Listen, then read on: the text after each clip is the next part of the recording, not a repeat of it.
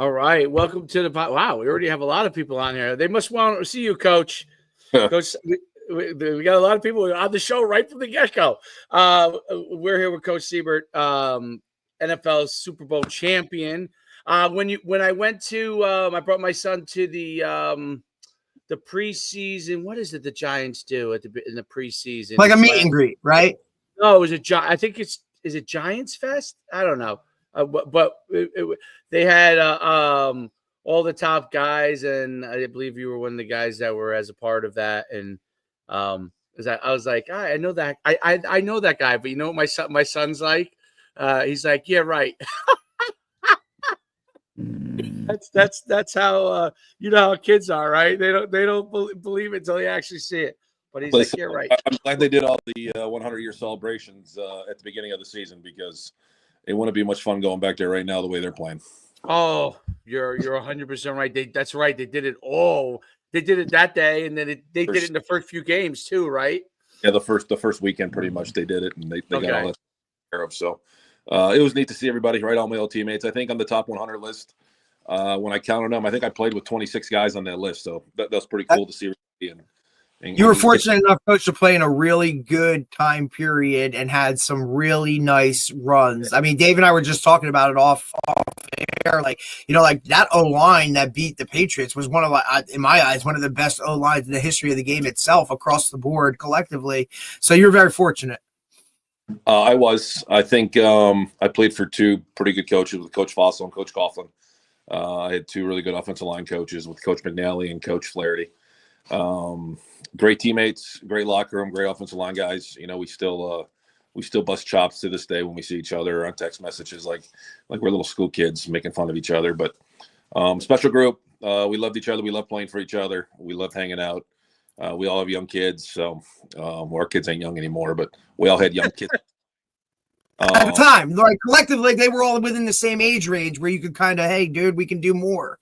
Yeah. Right. And the ones that didn't have kids then, they have them now. So they're going through what we went through, 20 years ago. So you guys probably get a good chuckle out of that, right? You go through it, and now they have to go through it. Listen, it's O'Hara, right? So O'Hara had kids later in life, and he'd always be like, hey, do you want to go out tonight? I'm like, dude, I got 2 kids or 3 kids. They wake up those days are gone, brother. So the last couple of years, Snee and I have been busting his chops saying, hey, let's go out and get a beer, you know? Yeah. So he's in the same boat as we are now. So the life circle, right, of having fun and enjoying it. Yeah, no doubt. That's phenomenal. And obviously, you've been a high school head coach for Watchung Hills, really built up that program. What were some of the initial things that you really wanted to bring from your playing experiences, obviously being at such a high level, to Watchung? And that, by the way, it translated, obviously, because you guys have had a lot of really good success. You really built the program up. Talk a little bit about that. I appreciate that. If you ever coach high school football, it's not easy, right? So I think I give more credit to my high school coaches now than I ever did when I played for them. I think going into Watchung Hills, the kids just need to believe in each other and believe in themselves. I don't think many people ever gave the Warriors a chance on the football field when I got there. And, I taught them how to believe in each other and believe in the team and play your guts out on a Friday night, right? And lifting it. I think once the season starts, the work's already done, right? The hay's in the barn, however you want to say it. I think the off season is very important. I know there's limitations in New Jersey and what you can and can't do, but being in the weight room and lifting as a team is very important, right? To build that chemistry. And the one thing, we have a lot of lacrosse players, like a lot of people do, and a lot of baseball kids and a lot of basketball kids. So working around kids' schedules, being flexible as a coach. Trust me, I was a three-sport athlete in high school, so I know it's not always football year-round. And did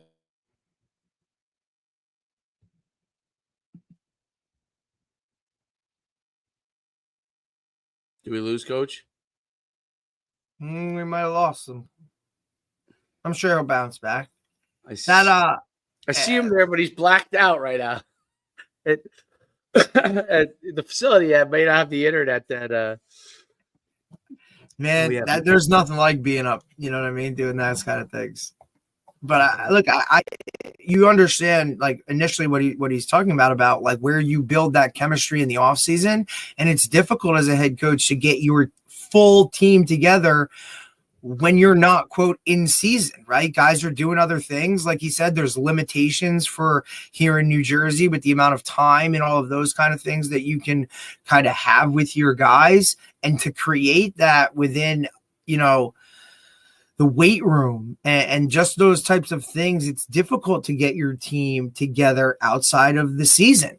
And we know when you get to those higher levels, that's really what it's all about. Like, your team is together all the time, whether you're lifting, whether you're working out, whether you're doing other things. It's hard in high school. Guys have other priorities. It's different seasons, right? Like, we've been in programs where guys got to work, right? Like those types of things.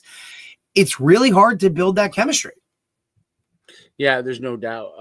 High school football team requires a lot of elements in order to build it up, and belief is what we started to talk about. I think is a big deal, like changing the mindset of going from whether you're middle of the road or not to becoming a really good program that wins. That's a lot of work at the to change it. Oh, we got Coach back here. So, hey, we thought you went out, Coach, and started hunting already. Listen, I don't know what happened. I declined a phone call on my phone, and next thing I know, I can't hear nothing. You're all right, Coach. You're all right. No problem. You were talking about belief in the weight room. Yeah, it's just that's what it is, right? Just getting the kids to believe in each other and find a way to compete on Friday nights. And I think having a little bit of success goes a long ways in high school kids. And if they believe they can do it on the field, compete and be competitive. Obviously, you want to win every game, but those first couple of years I was coaching, we were getting roped out there, right, to the big boys in Union and Elizabeth. They're beating us by 30 or 40 points. And then we started playing them tough, and then we started to beat them. So it's a process. It takes time. I think it comes down to your senior class in high school. I think if you have a good group of seniors that bought in at a young age and work their tails off when they're seniors, you're going to have a lot of guys competing and playing and competing for, starting time and playing on Friday nights, which helps. The more kids you can get on the field, the better, in my mind. I'm curious, Coach. Obviously, having played high school ball yourself in Wisconsin versus playing in coaching in New Jersey, what are like some of the similarities you see, across the board from where you grew up versus in those two states versus versus the differences?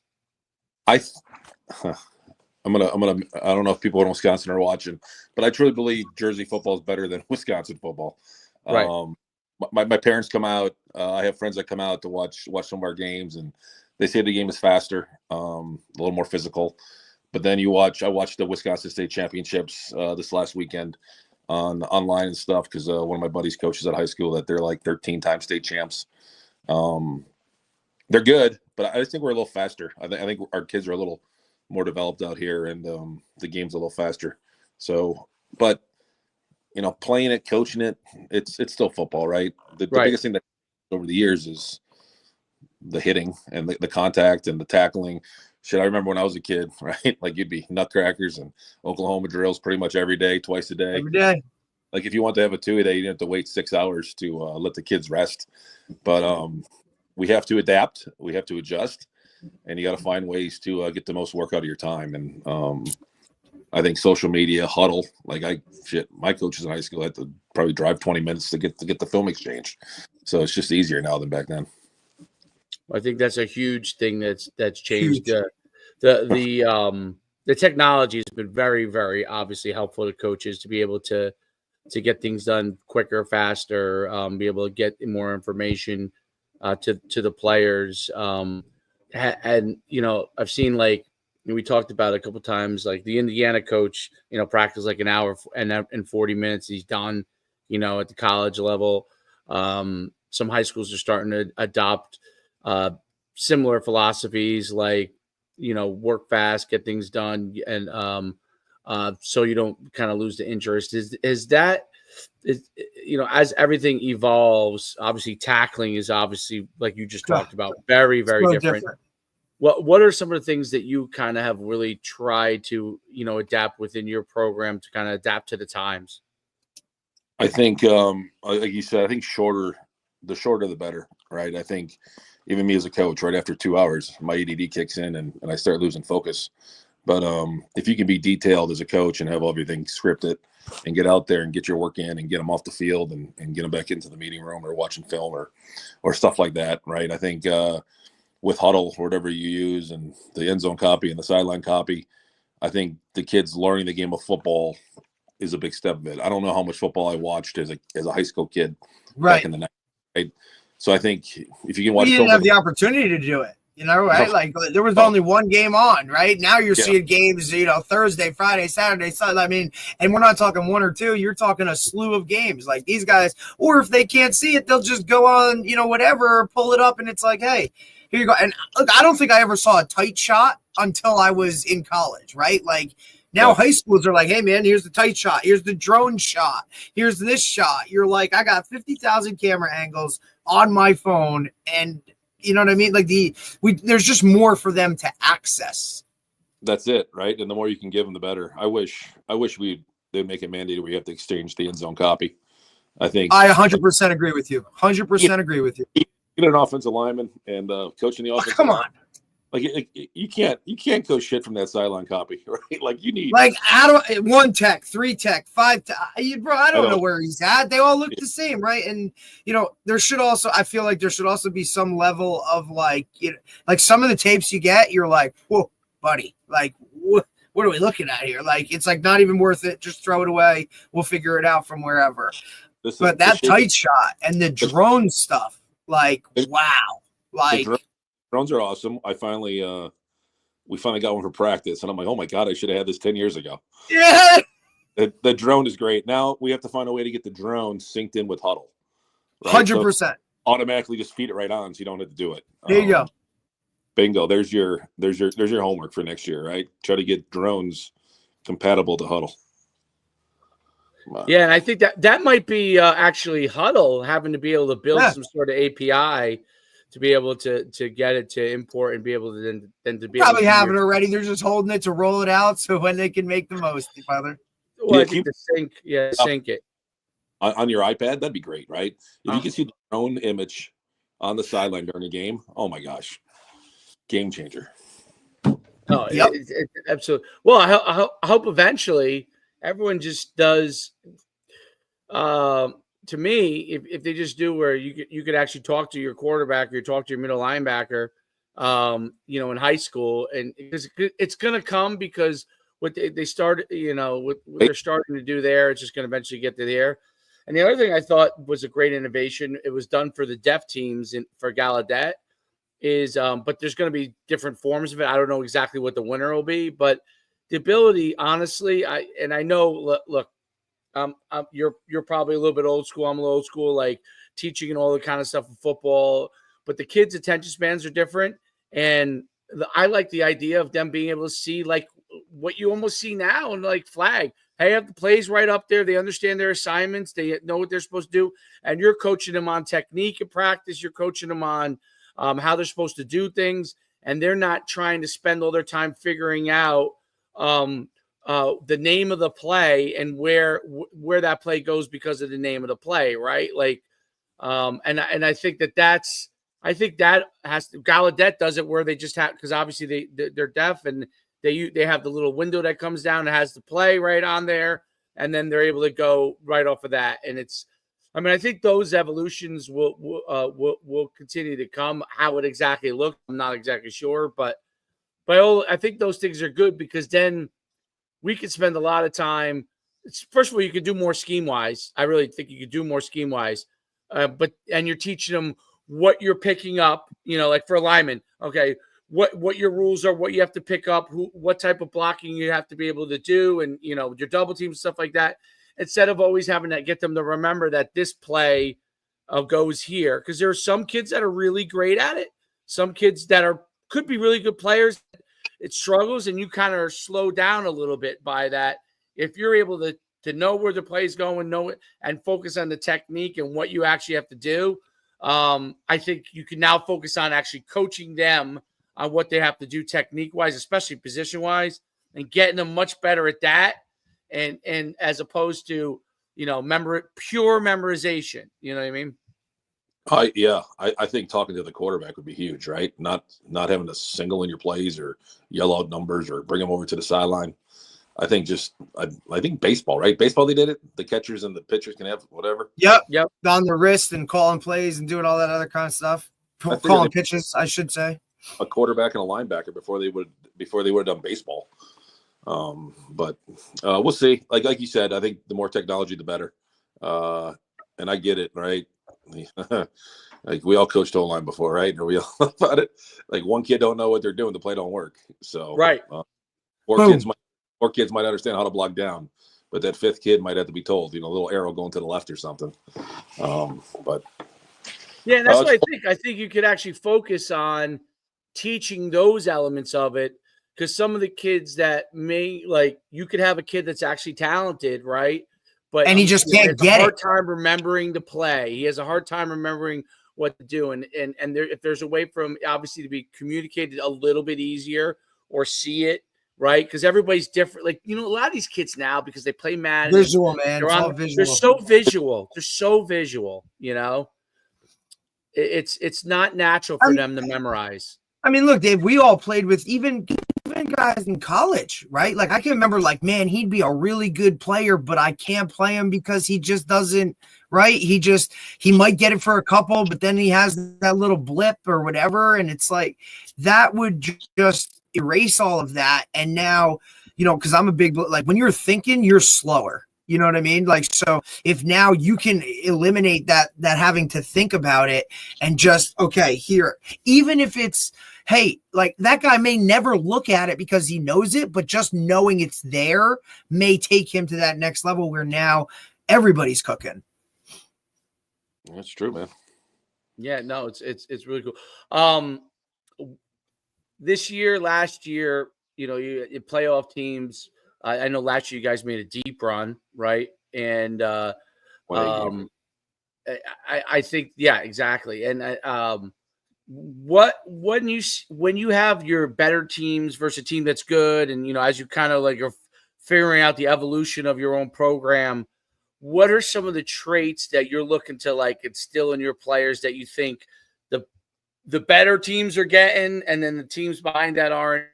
Obviously athleticism and having athletes is always obviously the number one thing you have to have. But what are some of the things that you think you're starting to see in teams that are going to higher levels versus a team maybe that loses in the playoffs in the first round or something like that? What are you seeing? I still think it's athletes. I think athletes make a big difference in football, because every kid could be tough. Every kid can be smart, but if you got a couple kids in your team that are faster than everybody, it's tough, right? You could. I think the last couple of years we played pretty good defense. Joey Tramarco's our D coordinator, and our defense has been tough the last couple of years. But you play against those teams where a busted play can go for a touchdown because the kid's faster than everybody else. I think that helps. But scheme, yeah, I think right? So. Toughness, but speed, man. Speed kills. It's interesting hearing that from an offensive line guy as well, too, right? Because everybody thinks like, oh, let's pound it, let's do this, let's do that. But when you hear that from an offensive line guy, like, it don't matter what we kind of do up here. If you're fast, it's over, right? So that's a little bit of a different like take on it. Like we played Somerville the last game of the season. They beat us by 30 or 40, more than 30 because the clock was running, by 40. Like, that running back they got, he's special, right? He's fast, he hits the hole, he's tough. Like, he's a one in a lifetime guys that you have in your high school team. He makes a difference. There's game changers. They have a receiver going to the Shire kid going to Princeton, right? Fast, smart, physical receiver. But they're fast, and it was tough because who do you stop, right? Do you stop their quarterback and the receivers, or you try to stop the run and you're weak on the poison? Pick your poison. Either poison's pretty good. But and you have your old traditional wing T teams that are always good. They always make runs in the playoffs because it's New Jersey and the weather gets shitty at the end of the year, right? So you have to be able to run the ball. Because sooner or later you're not gonna be able to throw it, right? In November, like last Friday.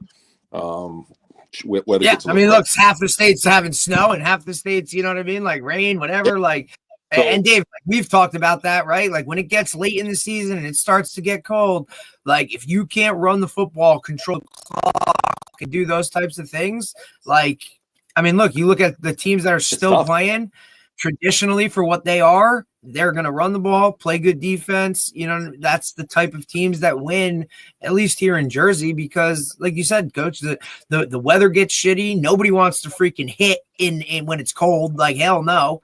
And it's kind of part of it, you know? And I mean, we're finished up now. Florida's still got, 3 more games to go. Like they could give a shit less. They'll play till Christmas down there, dude. Like it's wild. Yeah, it's you need to run the football. Like if you look at Group 5, right? You have Union City and Toms River North. You can get to see Toms River North play, but I imagine they run the football though. Union City runs the football. We all know that. So I mean, they chuck it a little bit. Union City, Wilbur, he's out there going wing tee, old school, old freaking, eye power into it. Although I have seen him throw more than he ever has. But again, defense. Like he has an enormous amount of shutouts on his, within his game. I mean, you guys railed off shutouts like 3 in a row. You know what I mean? I mean, you gave up 24 points in the first, 1, 2, 3, 4, it's just 6 games, 7 games. Like it's defense. Defense, that's what stuff goes. Run the ball, control the clock. That's New Jersey. I would imagine that's kind of Wisconsin as well. I think that's everywhere. I think that's what the NFL needs to get back to, right? Control the football. Don't turn it over. Play good defense. Right. And Dave, we've talked about it. We're starting to see that more, right? Like you're seeing fullbacks again, like fullback, tight end, run the football. Because Michigan said it last year, right? When they won a national championship, running the ball. And I think teams, Dave and I have talked about it. I mean, I've said it for a long time. Guys are now recruiting defenses to stop the pass. And like you said, tackling has been kind of, I don't want to say taken out of the game, but it's not the emphasis, right? Like you're not seeing highlights on ESPN where there's an entire segment of people just getting blasted. That doesn't happen anymore. That's not the game anymore. Everybody went to the spread offenses. Now you have to recruit different defensively. Now, if you flip that switch and start running the ball coming downhill all the time, and look, we just had, Jerry Seymour, who's a really, high level running backs coach down in South Florida. The first thing he talked about was, I teach my guys get north and south right now, like vertical. That's it. Downhill, coming at guys because defenses just aren't equipped to handle that anymore. How many times do you see 3 true linebackers on the field for all three downs? It's not what it was. But you now see it starting to come back a little bit. Fullbacks, true tight ends again, like not, Jimmy Grahams of the world or those pass catchers, right? Guys are coming back in and getting attached. I think it's something that's like, it's interesting to see how it evolves, through the years of, hey, it used to be this, now it's coming back to or developing into this. And if you don't change with those times as far as a coach and adapt to what your players are really good at, I think you're kind of paddling upstream. Yeah, it's just the football keeps evolving, right? That's the game of football. Offenses do something, defenses change, offenses change back, and the defenses change back. I think that's kind of the way it rolls. But I love gap scheme football, right? Power trap, counter. If you have the right, and if you have the right team, you can do it. You need a tight end, you need a fullback. We don't always have that, so we always can't do that, but we try. We try our hardest. I think that part doesn't go away, and 100% with the coolest thing about football is how the continuous evolution of what happens. Like when all of a sudden the spread and the air raid becomes a big thing, and now the defense is combated by putting all these fast guys on the field, and then now coaches are starting to realize, okay, they're gonna have all these fast guys on the field. You have exactly what you said: tight end, fullback, tailback in there, and come downhill with a gap scheme.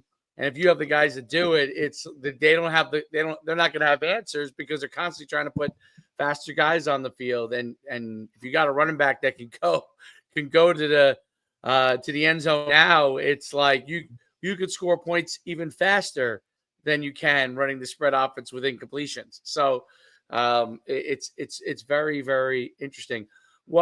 So as far as what do you guys run a primarily scheme? Is that your primary scheme as far as offensively?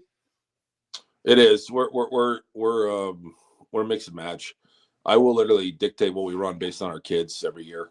We were lucky. I had Chad Martini as a quarterback for 4 years, and then Alex Sikowski came to me for his senior year.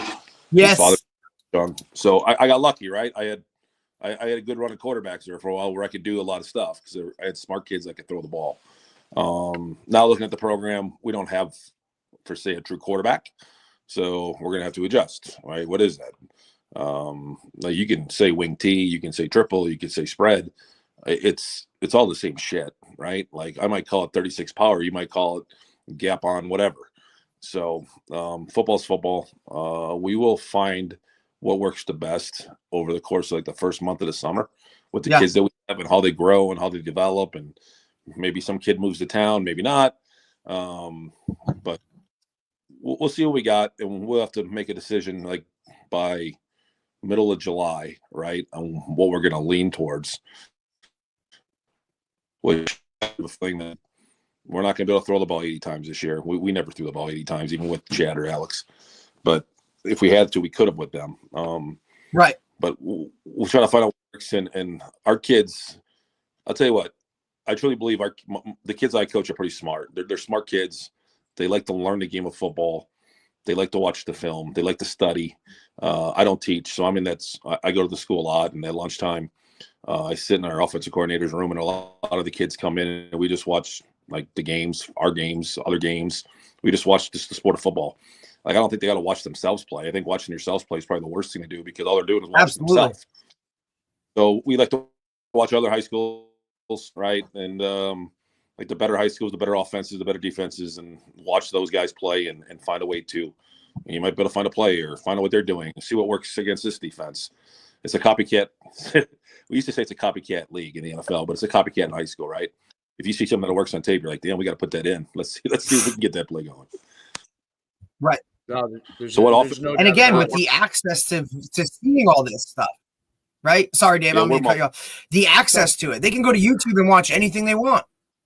They can watch whatever they want, and I think the kids that want to be good, like the kids that want to play college football, like the kids that actually love the game of football and want to play in college, that's what they do, right? They watch the game, they study the game, they watch NFL, they watch college, they watch other high schools. They eat, sleep, and breathe football like we did when we were kids. And then you have all those other kids that just like to be part of the team and they just want to play high school, and that's fine because there's a place for everybody. But 100%. You always want more of those kids that want to play college ball because they're fighting for something. Right. They're right. Exactly right. They're fighting for something more. They're trying to put something down on tape. They want to make sure that it look good, that they're doing a great job, that people, respect what they're doing. Recruiting, which I guess is a good transition here. Recruiting is a completely different ball game now with transfer portal, NIL. There's stories all over the place of, and now now the roster changes where it's going to go to 105 at Division I level, which is going to evolve things a lot. You have lots of instances of kids that were superstars at Division III now jumping level or two, right? In some cases, all the way up to Division I. Obviously, you have lateral transfers and all those kind of things. But ultimately, the biggest group that's affected, okay, is not that group. The group that's already there, whether Division III or Division I, if they do well, they're going to have a place to go, right? It's high school. High school is severely affected, and I mean Derek too, I include in this. We always laugh when they like to say, high school's not affected. High school's not affected. It's obviously affected, and it's affected at because we'll interview college coaches and they'll say it's not affected. It's not affected that much, but the truth is it's 100% affected. Roster changes and roster limitations at Division I level pushes a lot of those kids who are currently on rosters down levels or to other teams, which pushes high school recruitment out because you're always going to, I don't care what anyone says, if you can find a kid that's this talent level, that's 22, and another kid or choose a kid that's 18 at this talent level, you're choosing 22 because it's your job that's on the line. You're actually paid a full-time wage because of the fact that you have guys that can play football, right? So what are you seeing? And you know, feel free to talk about it to your own desire if you feel frustrated with at all the system, or you think it's the system's fine. I don't know. You know, what are your thoughts? Recruiting sucks. Let's be honest. For a high school kid, like you said, it's tough. I think the 6-year kids are just about done now, right? The COVID year guys are going to be going out, so you're not going to have to worry about that. This is the last year of but the transfer portal, yeah, it's going to be wiped. So that's going to help the high school kid a little bit moving forward. But I tell my kids, right, like let's take away the 5% of the Division I kids. Those kids are easy because those kids are going to find a place. It's the kids that I coach that are like D3, D2 kids that got to find a home, and like it's tough, right? There's like you go to a D3 football program, how many kids they have on their roster? They have a lot of kids, right? 130 kids on the roster and a lot of spots, and you got to find the right place, and you want to play, and you got to find the right home. And if you're a coach, do you take a kid that can plug and play or a kid that you got to develop, right? Like if I'm coaching college football, I'm taking a plug and play kid. Like you said, your job's on the line. So it is harder for the high school kid. And I think if a high school kid finds a place that they like and they like the coach, they should just go and be happy, right? Like this whole chasing something that's not going to be there, it just kills the kid because then like you don't have what I realize you don't have forever to make your decision. no, right? Coach be like, hey, you want to come? I got a kid coming in next week. If he says yes, you're out. So That's exactly it. Pressure, and it sucks because it's competition, right? So it's tough, and you try to tell these kids, if you like it there, you like the coaches, go, be done. Be done with your head and just go there and be happy and play. And guess what? I hate to say it, but in 2 years, you don't like it, you can transfer, right? Which I'm not a fan of the new transfer portal. I'm not. When I went to West Illinois as 1AA, we had a lot of transfers come in, but they all transferred down, right? They're all 1A kids coming down to 1AA. And if you're a 1AA kid, if you didn't want to sit, you went down to D2. And if you want to go up, great. Because I think it's easier. The most of the 1AA coaches that I've talked to, they'd rather go take a D2 kid that's playing their ass off than and then that kid from Rutgers or Penn State that's never played, right? Correct. Let's be honest. The kids that transfer from the big schools, they don't play, so they want to transfer down and play. But go back to the way it was. Transfer down, don't sit out. If you transfer like this, can you imagine developing a kid for 3 years, grooming them to be, and then he leaves. And then he leaves because some other school says they can give you $1 million or 200 grand NIL money. How do you function in that world? Like I don't understand. Like, nice. And it's dude, I just couldn't imagine putting all like, man, when you're a senior, right? Like, hey, you see him develop every year. Like, yeah, he gets on the field, he makes the play. Hey, coach, like, thanks for everything, but I'm out.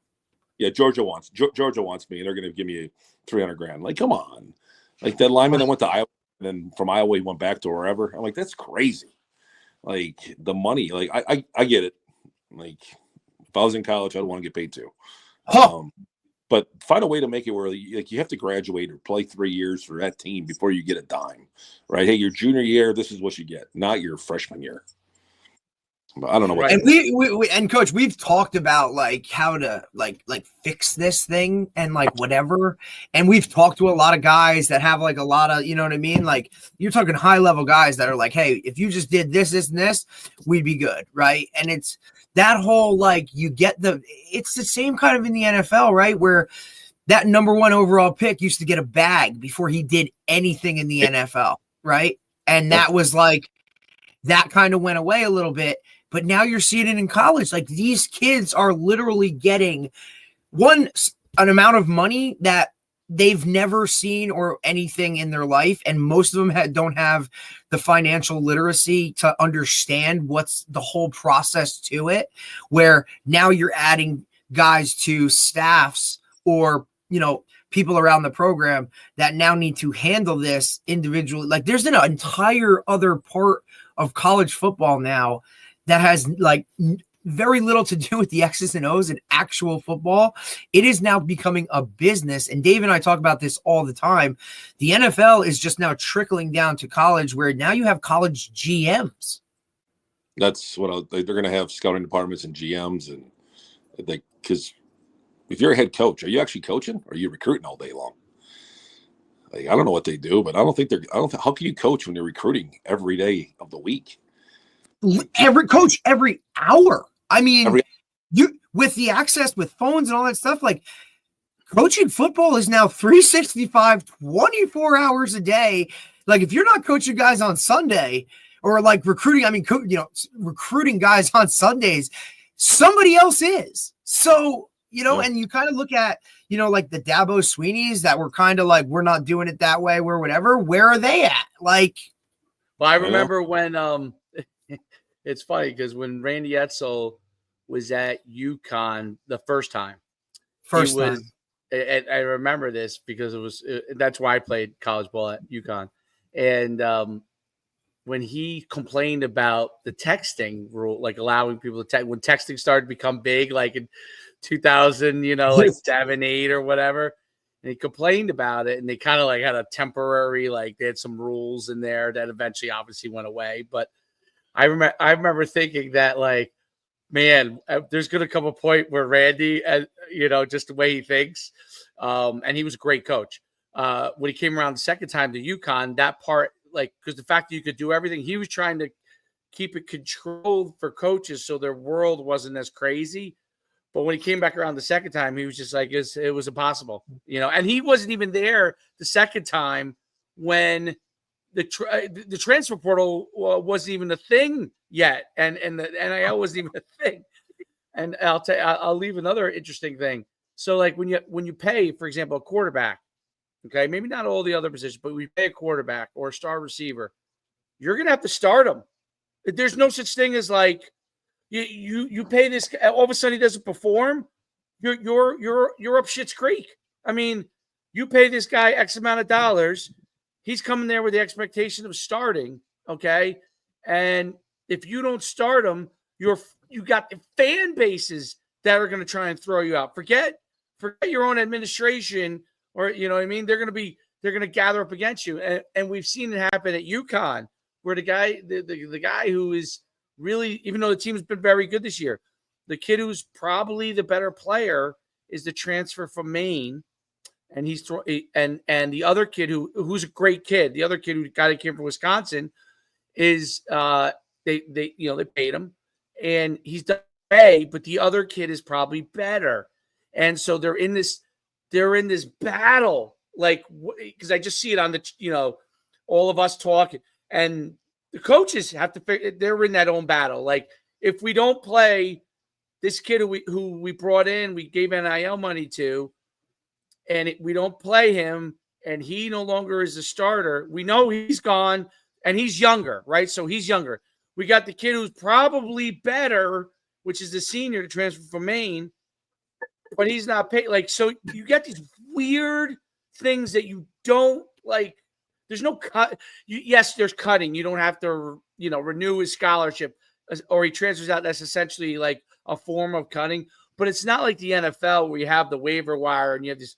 So it just makes it so much more convoluted, because within your own games, week to week, you may not be able to actually do what's best for your team, or you really have to have guts as a coach to do it. You know what I mean? It requires a certain level of guts to make that decision, knowing that your kid that you paid, he could be your quarterback for the next 2 years because he's younger, okay? But right now, he's not as good as the older guy. Like, it's just a really, really messed up dynamic, right? And how do you have that conversation? You're doing well, but right now, this guy's better than you, but we think that you're going to be the guy, So to me, it's a conundrum. You're going to easily see teams go like what's happened to Florida State. 10-0 or whatever they were, 11-1 or 12, whatever they were, and then next year 1 win. I think you're going to see that quite often, more and more, because one year you figure it out, you get it all right, and the next year you don't. Yeah, I don't know, man. I wouldn't want to coach college football right now. I think hell no. Listen, the only kid because I know his uncle, Arch Manning, right? Right. Like, he's the guy. I think he's the guy. He knows it. He's waiting his turn. He's going to get his turn. He's going to be the guy. these kids want to play like instantly, but maybe you're It's the not ready. rarity. He's the rarity. Freshman comes in, gets all this money to come in as a freshman, but you're not. It's hard to play as a freshman. It's hard. I don't care if you're a freshman in high school, or a freshman in college, or a rookie in the NFL.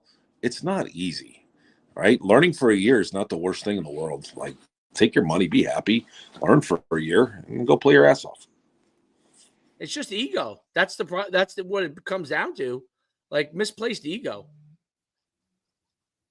Like, use that to fuel you to get to fight and try and get better. Like, it's just so, and you start to see it now, right? Like, your Alabamas of the world, that guy who we already know is going to be an All-American, but he's sitting behind another All-American until his turn comes, is now going to bounce and leave and go to a Tulane because they can give him a bag and he can play now. Like, the whole, like, wait my turn and then go win a title if we're all here, right? Like, nope, sorry, I'm not willing to jump on a special team for 2 years because, I'm the guy and I need to be in that spotlight, or, it's about my draft status rather than like, let's go win a national championship. I think that's something that's just so different, like sacrificing for your team and those types of things. And you see it trickle down a little bit into high school, but that's mostly like off the field moms and dads pushing an issue, whereas the player himself still wants to play this game. They're just being told, and it's unfortunate that that's what they see on social media. That's what we all talk about. That's what it is. Like, how about like, just here's the process, trust it, you'll get there. But you need to be a little patient right now. Go learn some more things so that when you are that guy, you're better. It's difficult. And Coach, I know like you just kind of went through this whole thing with your son in terms of the recruiting and all of that kind of stuff. And it's changed even since then. It's just, it's different, man. Listen, my kid is like, no, he's just like any other kid, right? He wanted to play big time football, but he was undersized. I love him to death. Hell of a football player. He could play center, play guard, whatever. But he's 6 foot tall, right? So he's short. So he did I want to go walk on at a big school to see if I can do it. So he walked on at Rutgers, which is great. He had a great experience. He went there for a semester, and then he transferred to ESU. He ended up starting at left guard for ESU this year. And he's a kid. And if he wasn't my kid, I coached him too. So like, he needs to play to have fun. Like, he's not a kid where he's not going to play for 4 years because he's at a school where he's not going to play at. Now, he'd been fine if he would have sat 2 years at Rutgers and played his junior year, he would have been happy with that. But he never would have played there. He wasn't big enough. So he wanted to play. He made the right decision, and he's having a blast. But I think every kid sometimes has to figure that out themselves. You know what I mean? Coach, I'm with you. And kudos for you of how you manage that whole situation, because that can be tough. And I did the same. I transferred down, different type of situation. But sometimes you got to learn it by going through the fire, right? Yeah. Listen, when I came out of high school a long time ago, totally different, right? Like, nobody offered me but Western Illinois. I didn't have any choices. Yeah. Right. But when Western said, hey, come down for a visit, we'll give you a scholarship. I'm like, okay, where's Western Illinois? I didn't even know where it was. Like, it was in Macomb, Illinois. I've never even heard of the school, because back then, like, they weren't on TV. They weren't on ESPN Plus. There was no social media. So I go down there, right? The older guys got me drunk, right? Yeah. I was like, hung with the guys at the bar. I said, I love this place. Like, that's right. And I had a blast, right? I played tight end. I played guard. I played tackle. I had a blast. I didn't know I was going to play in the NFL. Like, I still didn't know I was going to play in the NFL to this day. But I enjoyed my teammates. It was football. We had good teams. We competed. And the rest is rest, right? Like, school's school. Football's football. Go somewhere, enjoy it, have fun, and play. And that's kind of one of the things I tell these it. kids too. Like, it's about your overall experience, right? Like, it used to be, all right, like, hey, figure out what you want to do, what's your major, all those kind of things, find the right fit. But like, there's like little things like, buddy, do you want to go to a big school or a small school? Do you want to go where it's cold or warm? Do you want to be within driving distance of your parents so they can come see every game? Or do you want to play it? You know what I mean? Like, there's other things. Yes, football takes up the majority of your time, but those other things around that, dude, have a college experience. Like, enjoy that stuff. Like, be like, that's important. Yeah, it is. Because it goes quick, right? And it goes way too quick. And when those 4 years are up, right, then your real life starts. Oh, damn. Like, oh, damn. Like, what am I going to do? Like, what am I going to do now? August, you're not putting a helmet on anymore, buddy. That's a very difficult adjustment, having to not have that structure of, come August, I'm putting a helmet on. Since you were second grade, third grade for most of these kids, or some of these, at least a lot of these guys, like, that's a realization of like, what am I going to do? How am I going to fill this time? Like, damn, like, I can go on vacation in September. The water's still warm down the shore here. It's awesome, dude. Like we don't know any different, right? Because look, we're the ones that are like, look, we can't get out of it. We'll just coach. Like, but those other things are, there's just a lot of more factors into this entire decision. And it's no longer like, hey man, this is a 4-year decision. Dude, this could be like you said, a semester decision. And now I go somewhere else. It could be, even though I'm not a big fan of the transferring, but it could be, right? Yeah. And when it's over, you coach, you become an official, right? Yep. Like that's and we need some of those. At least we'd be guys that would come on, yes. We've had some on. We're like, dude, we gotta rally the troops here, dude. Like, I can't take some of these guys that can't bend over to spot the damn ball. Like, what are we doing? Let's go. Come on, fellas. Yeah, I don't bend over well either. So I think I'll just use the old. Yeah, listen, I was keeping that one to whatever. It's like, but they got the hardest job in the sport, dude. They do. I feel bad. There's not enough of them. They get yelled at by parents, coaches, players. I actually enjoy most of the officials we have. When I say most, like 99% of them, right? I think. Yeah. I have a good coaching relationship with the officials.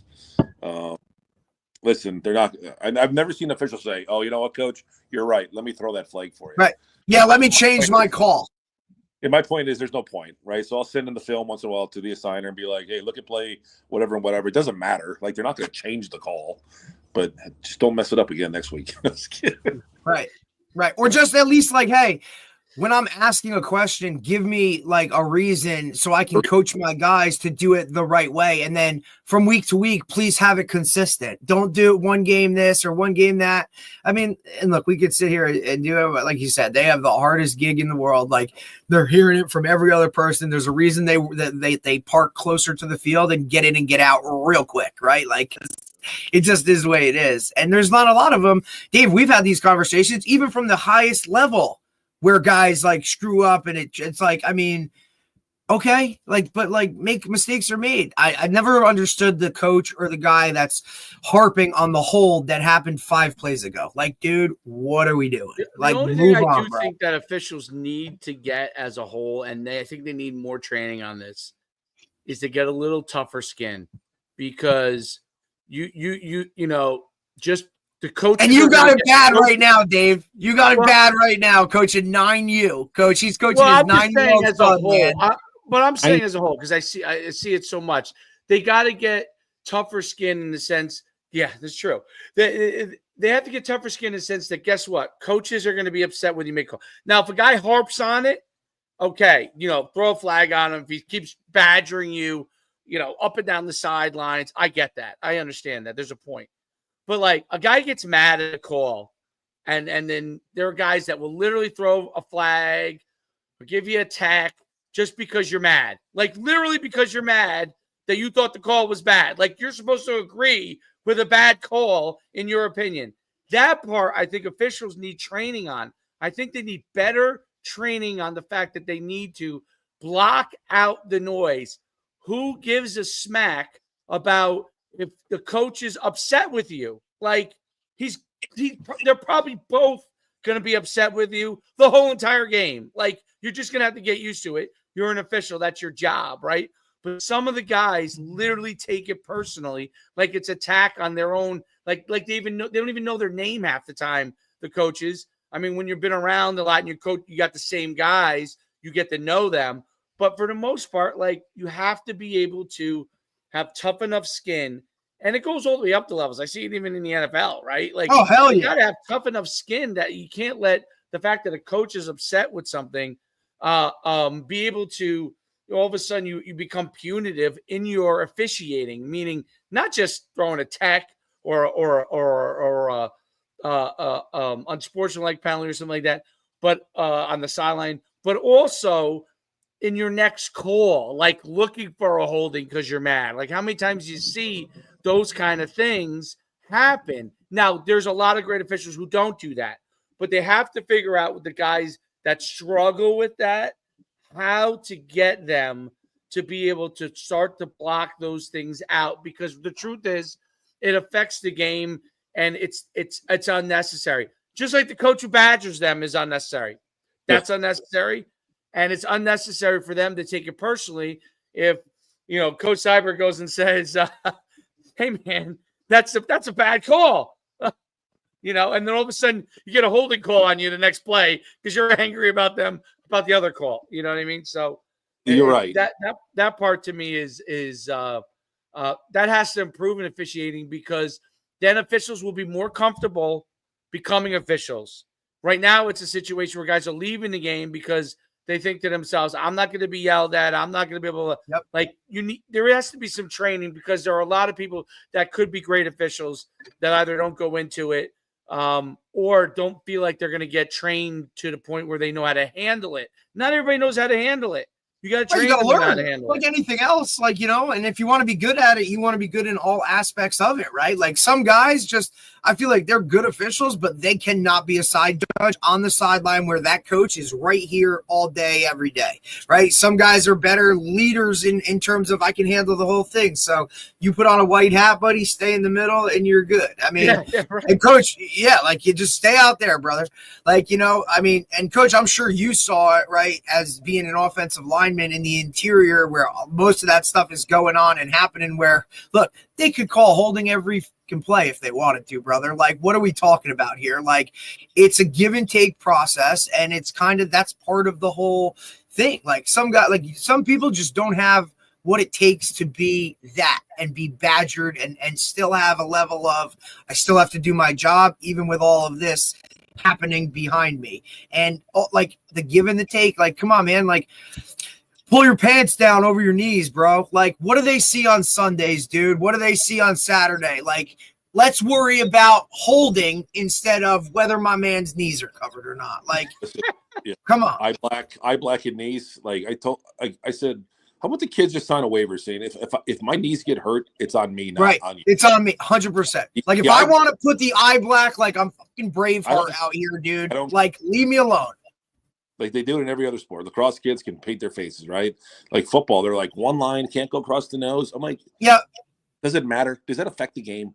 Yeah. So listen, right. I say it all the time. Look, you want to wear your whatever chain that costs all that money? Well, then you know what, dude? Like, so-and-so is going to rip it off Michael Crabtree. Sorry, brother. Like, figure your shit out. Like, it just, there's so many things. And then my biggest gripe, and this is really all it is just consistency. Like, please. And look, okay, I'll figure it out on the first series. If you're calling that a hold this week, all right, boys, this is whatever. But it just makes coaching that much harder, because you might be harping on, hey, man, if you're on the edge, like if you're out on the edge as a receiver and you're trying to stalk or get in front of a guy, like, you got to do this, you got to do that. And then you coach them to do it that way. And then in the game, oh, that's a hold. All right, well, last week it wasn't a hold. So you know what? Now we got to work on the fly here. Just please be consistent. That's all I ask. Yep, communication and consistency, right? I have two refs. Real quick story, and I got to go. I got to get back in the trees. I two referees. Communication, right? It's all communication. This year, the referee blew the whistle early. It was on a punt. I don't know, but we got the ball back, but it wasn't our ball because he blew the whistle. Blah blah blah. And I'm like, what? I'm like, I don't think I swore at him, but I was like on him, right? And he turned to me and he goes, Coach, I apologize. I fucked up. And I'm like, all right. Thank you. Thank you. That's all I needed. That's it. You admitted that you fucked up. I'm good. Second one was a couple years ago. Played Morris Knowles with the triple option, right? And we said if the quarterback is going down the line of scrimmage, you hit the quarterback as hard as you can hit him. You hit him. Referee throws a personal foul on my D tackle because he hits the quarterback carrying out his fake. And I go, he's not a defensive player. He's carrying out his fake. He's live. Right. I had that ref 2 weeks later. The ref came up to me and he goes, "Coach, I apologize. I watched the film. From my angle, I could tell he didn't have the ball, but from the D lineman's angle, he can't tell." He goes, "I shouldn't have called that." I'm like, "Thanks for being honest. I appreciate it." You're right. That, in my mind, that was better than never admitting that they were wrong, right? 100%. I'm wrong all the time, coaching. And I'll tell my kids, "Hey, I fucked up. I made a bad call. I should have done this, done that." Like, it's on me, right? But that's just being a man, and that's just becoming better. But listen, phenomenal. I have to get my little ass up in the tree stand and get some venison because beef is so expensive. Coach, appreciate you, brother. We'll see you soon, Coach. Have a great day. Yeah, thanks, Go get one. Yeah, man. Bye. That was great. Awesome. I like some venison. That was tasty. I mean, look, I give him credit. Like look, a lot of guys don't get into coaching, right? When they play, just because you play at a high level doesn't make you a good coach, right? Like I feel like those things don't exactly go hand in hand, where I feel like a lot of people think that, but coach does it, he does it the right way. His program and his kids represent that type of gritty, Wisconsin, I guess, offensive line type of play. And he's really done a lot of good things. We've had some of his players, that have played for us on our club teams, and they're always like, they're not just good players, but they're great kids and all that kind of stuff. Like, phenomenal, right? And I think that's what you want in a high school coach. And I'm sure a lot of people get enamored with, he played in the NFL, or the other way and say, well, he played in the NFL. Why can't we blah, blah, blah? Like, he plays that line very well. And I like a lot of his points are, just got to believe, you got to buy in. Like that's a part of it. You know what I mean? And that type of stuff. He talked about shorter practices, technology, he ran through the gamut. He gets it. And like the recruiting thing, like, yeah, it all sucks. It's part of it. It does. It sucks. It absolutely is. It's interesting. I didn't know that his son moved from Rutgers. I didn't know that. But it's we're talking about that a little bit off air, right? Like, I thought that he had done that, right? Because I know and I love that let's not call it a mistake, but he allowed his kid to make that choice in terms of, I'm willing to go be a PWO, right? Semester of an experience, and then, hey, Dad, guess what? Like, you were right, But he allowed that to listen to your kids a little bit. That's the other thing I think that is hard, but I think it's important. I try to do it, and sometimes I have to check myself on that. Like, I'll think something isn't great. My kid says he likes it. Well, you know what? Doesn't matter what I think, right?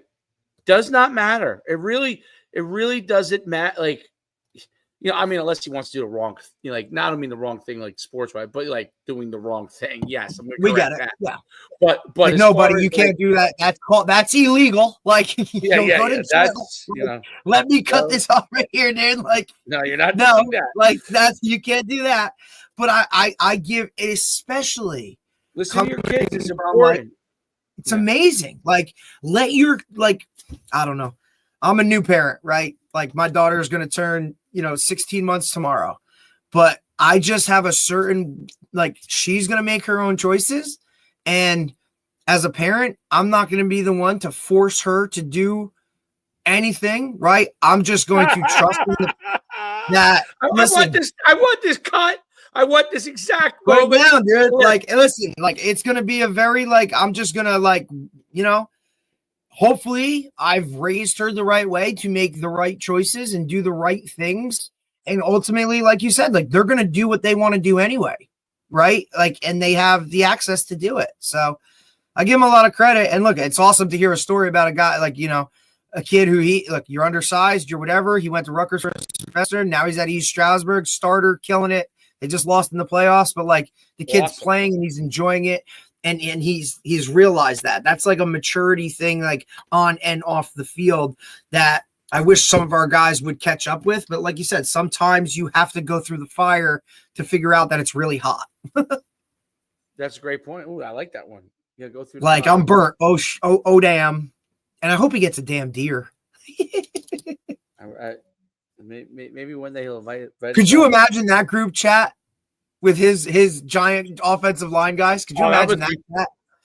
Chris Snead, David Deal, O'Hara. Like, dude, come on, bro. Like that. What's flying in that group chat is when we talk about locker room talk. Like, keep those messages, buddy. But that's awesome. You have that with some of your guys. I have that with some of my guys who I played with. And these guys that jump from school to school to school, I don't know if they have that, dude. Like, they might have that NIL money, but that's a lonely world. Some of the kids may not. So that's the one thing about how society evolves a little bit. They don't care. I don't know if all of them care. That's what I'm saying. They don't care.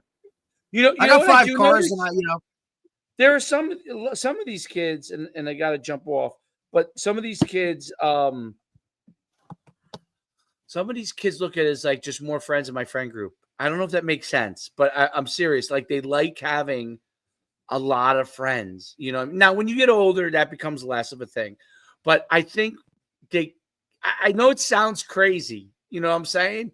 But like, oh, now I have this group of friends over here, and I have this group of friends over here. Like, I just think they think about it a little bit differently. It's like a numbers game. It's like, how many clicks, how many likes can I get? Yeah, I'm in this click and I'm on this click, and it's like, how many friends can I get? Like, dude, I don't know. We don't think that way, but that's kind of I just see like how some of the kids they like it. You know what I mean? They do like it. Like, and also different. I feel like Troy's age, right? Like that middle school-ish, early high school, that really matters. Like, your friends matter, right? Like, you're trying to be in the cool group or whatever. This is my basketball group. This is my baseball group. This is my football friends. This is my private school friends. These are my public school friends. Yep. These are my friends from the place when I go on vacation. Like, I think a lot of kids are like that now. You remember, it was hard for us to have that because we couldn't just shoot a text, dude. Correct. Like, we couldn't just message them social media. Like, we had to like pick up a phone, like, hello, Mrs. So-and-so, is Tommy home? And they have the ability to, like, bro, they can sit there and FaceTime with each other, and that is like hanging out.